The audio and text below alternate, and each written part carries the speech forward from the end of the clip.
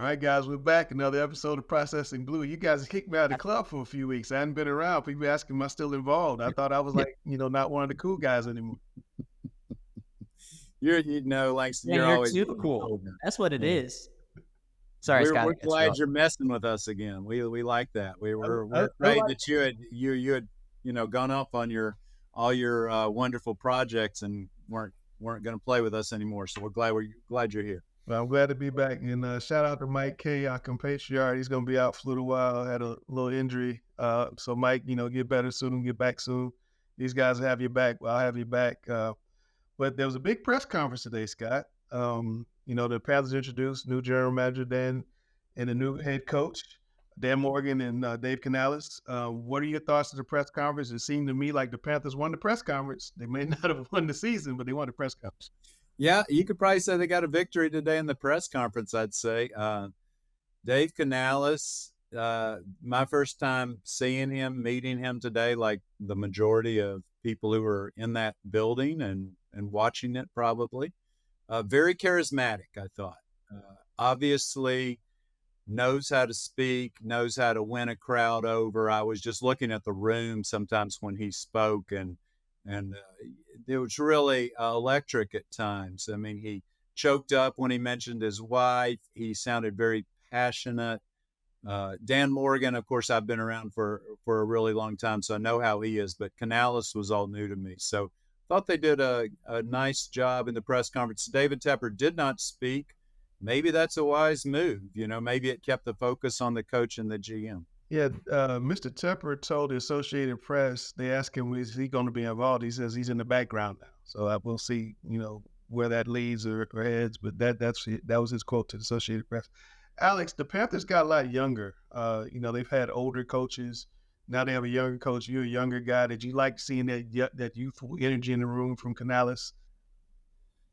I will say that his youthful energy did come across. It was very palpable, as you might say. I think another thing that was different perhaps from him than his predecessors was he was able to boil down what his brand of football is in a way that the layperson can understand, in a way that I'm not sure Matt Rule could. I'm not sure Frank Reich could. He said things that all coaches say, the platitudes like, I don't like synonyms. We're going to be aligned, and we're going to, the cliches of we're all going to be the same message. We're all going to have the same language, and that's fine. But there were many ways that he showed that he was 42 years old, and he's been doing it prior to the introductory press conference. He was very active online, on social media, interacting with the fans, something that I think a lot of fans appreciated, but were cautiously optimistic about. Like, hey, are you going to be this positive if the season doesn't go super well in your first year? So there was that. I actually tried to ask him about his online presence at the end of the press conference. It was kind of a long-winded question. He didn't exactly express why or how or if he's going to continue being such an online presence. But in any case, that's who this guy is, and it came across. It'd be interesting to see if he stays online. With that win today, let's win today every day if they're going 2-15. Scott, the Panthers hired a Brad Tillis yesterday. They got Dan Morgan in. They have their front office settled. It looks like they're trying to duplicate the 49ers. What do you think now about this front office as compared to the best of past Panthers front offices? Hard to tell yet. I mean, I don't really even know Brant Tillis yet. And I think all front offices ultimately are not judged by their flow chart. They're judged by the talent they acquire. And that's where I thought Dan Morgan made some really good points today that basically you could boil down in 4 words. And what he said was, we need some dogs. They need more players. That's the thing they didn't have last year, among other things, but really they were less talented than almost every team they went out there against. And that, of course, now that's an indictment and to some extent of Dan Morgan, because he was there as the assistant GM with Scott Fitterer, but now it's his charge to make that talent better and to figure out with the others how to figure out these contracts and stuff. But that's what I remember as much as anything about this press conference was Dan Morgan sort of invoking the names of the Panthers past, some of the greats, that they just need some more really talented, really competitive players, the Muhsin Muhammad's and Jonathan Stewart's and Luke Kuechly's of the world. He mentioned all those names specifically. And that's where I thought that was interesting that he also said, nobody fears our logo anymore. And we need that. We need to get that back. Nobody fears the logo. And when you go 2-15, that's correct. Nobody fears the logo. And I mean, just great football talk all around. Nobody fears the logo. Yeah.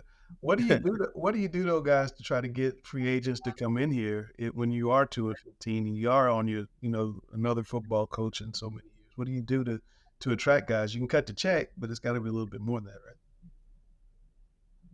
Well, I think, the check goes a long way and playing time goes a long way. Yeah. And, people always bet on themselves. I mean, Dave Canales just walked into what has been a coaching graveyard.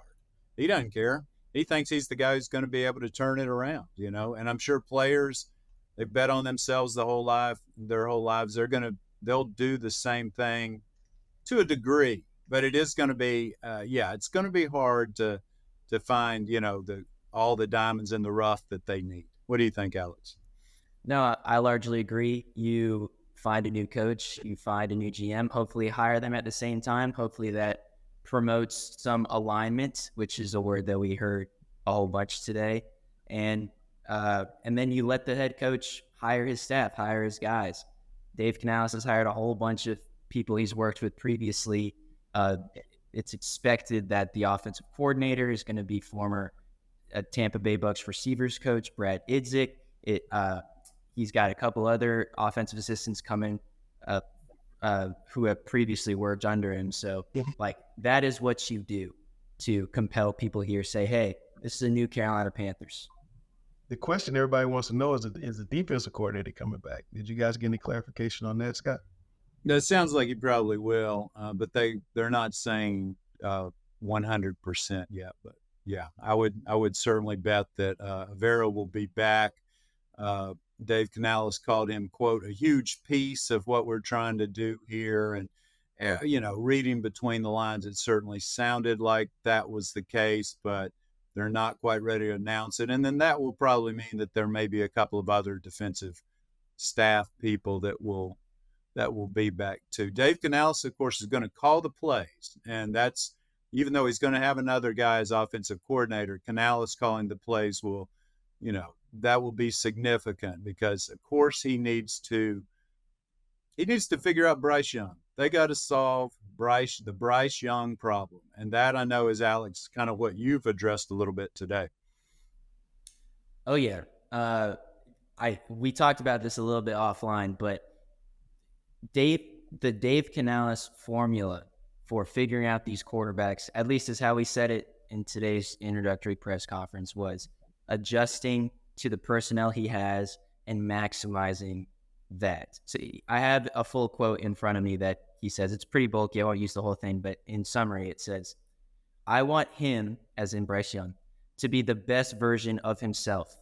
That's the same approach that I've taken since I've been coaching the position in the NFL, and that's really the approach I want to take with him.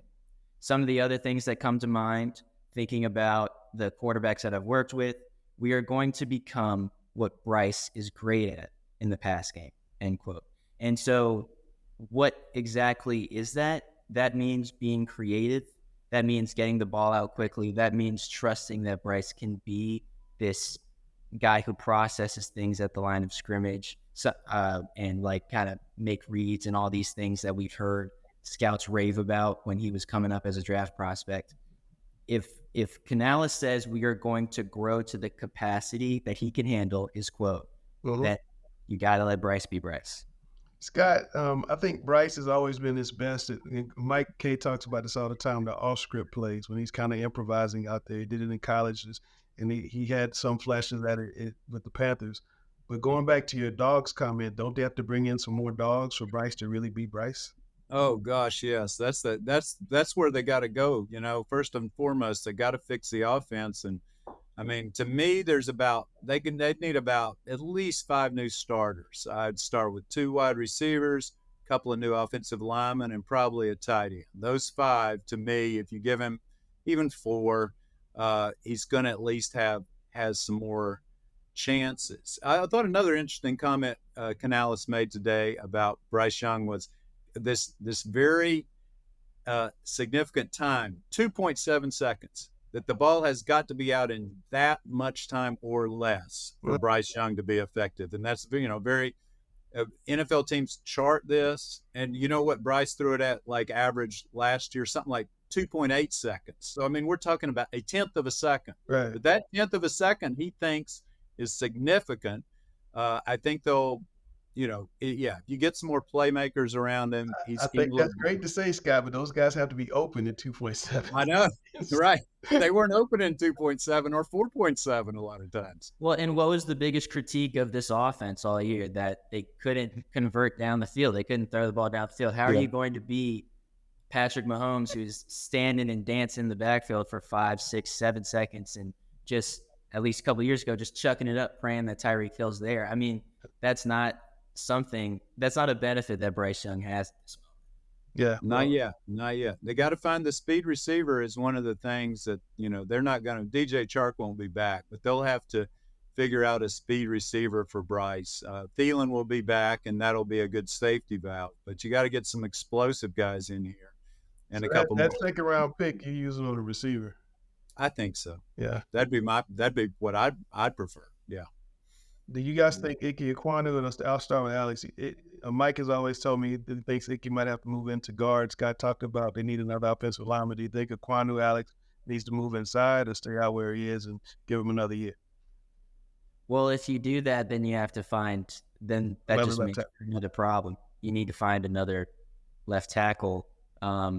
Austin Corbett, as we've talked about, of course, he's rehabbing. It's funny, just a brief aside, I asked that all offensive linemen were there at the introductory press conference today, and I asked, hey, why is that important to this unit to be there for Dave's introductory remarks? And Austin just kind of chuckles and was like, well, we're all hurt right now, and so we're all in the facility rehabbing. And I just thought about it, and I was like, oh, yeah, this offensive line definitely was injured this year. I mean, think about Chandler Zavala, think about Brady Christensen, think about Austin Corbett, who didn't finish the season.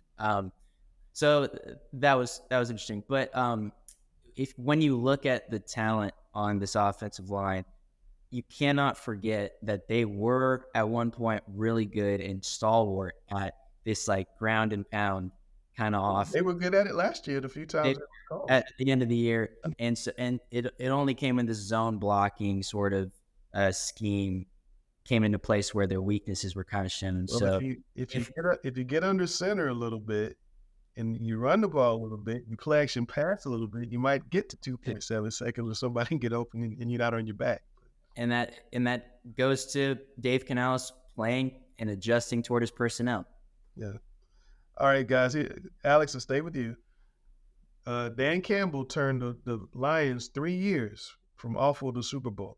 Is there anything that you saw today that made you think the Panthers could be on any type of similar trajectory? Well, first of all, he wasn't quite in the Super Bowl now. Let's not go quite that far. One short. I'm sorry. One short. Well, one could argue that the Lions should be in the Super Bowl if some like crazy Take a field goal. Yeah, I mean, well, firstly, those decisions, and then you got to involve some crazy divine power coming in and just completely helping the 49ers to that. But to your point, I think the ultimate question is, do the Panthers afford Canales that much time? I mean, Campbell in his second season ended up with a decent record, like 9-8 or something, but he started 1-6 in his second year. And so if Canales, it's reported that Canales has a 6-year contract. And so that reflects the fact that, hey, we believe in this guy. We want to keep him around for a long time. But will he get that much time? That is still up for debate, and something that Scott Fowler has written a lot about. Scott, do you think he'll get time to do this, and can he turn it around in a Dan Campbell-like fashion? Well, that would be the hope. The 6-year contract is somewhat significant in that he'll get paid for that if he doesn't have time. But of course, Matt Rule had a 7-year contract lasted 2 1/3, and Frank Reich had a 4-year contract and lasted 11 games. So the contract length is just more protecting the coach if you get fired early. I do think, Langston, they'll give him at least 2 years. I think they're done with the one and done model. That doesn't work. So I think he'll at least have 2. If they show some progress, maybe 3.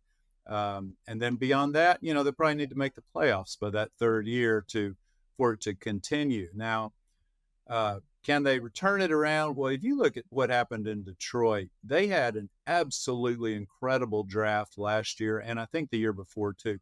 They've turned it around with young guys. I mean, they have just an extraordinary collection of talent, and if you just look at the drafts, and that's where it's got to happen. I mean, even without the number 1 overall pick, you can make a lot of hay in the draft, and they're going to have to do that. Scott, you wrote a book. I mean, you wrote about Coach Canales' book this week. He was very introspective, you know, issues with infidelity with he and his wife.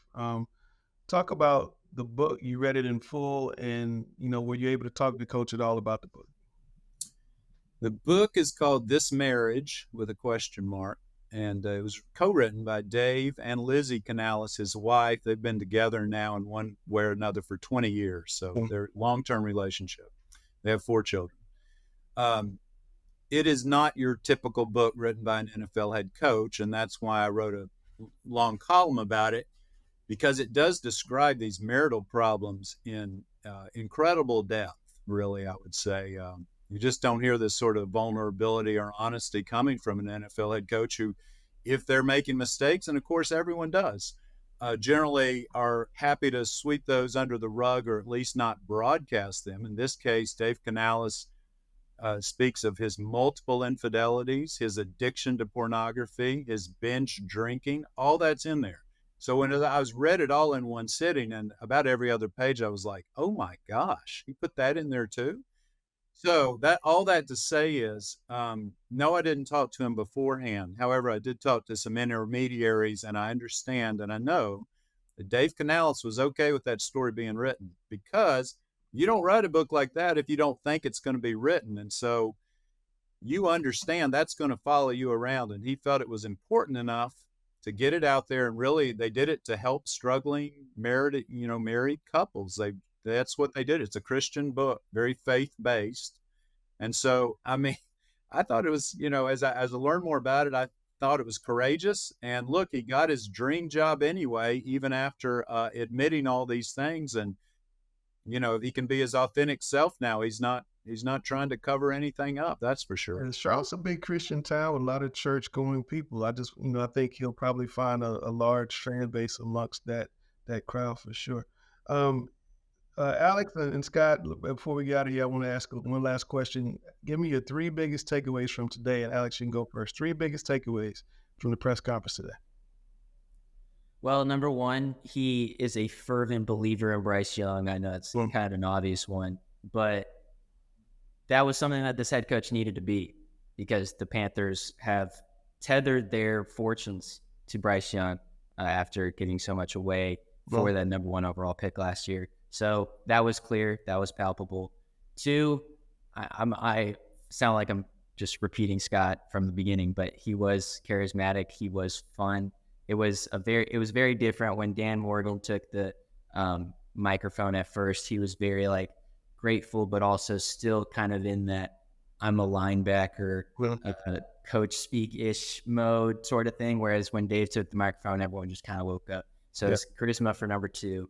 And number 3, he believes also in, I thought it was quite interesting that he talked so highly of E.J. Everett, the defensive coordinator. He has kind of come in and he got rid of James Campen, didn't retain Thomas Brown, the offensive coordinator, brought in all those new guys, but he is really excited about what EJ can bring to this defense. And that was a big question, particularly because EJ comes in, installs this new 3-4 scheme. It works. And Canales saw it twice close up, and he wants to keep him around. So those are my 3, Langston. Bryce Young, charisma, EJ. Scott? I thought, as I mentioned earlier, that Dan Morgan just basically saying we got to get some more dogs, we got to get some more talent in here. That to me was significant. That they know where they are right now is just not acceptable. I did think it was interesting who didn't speak, and that Dave Tepper.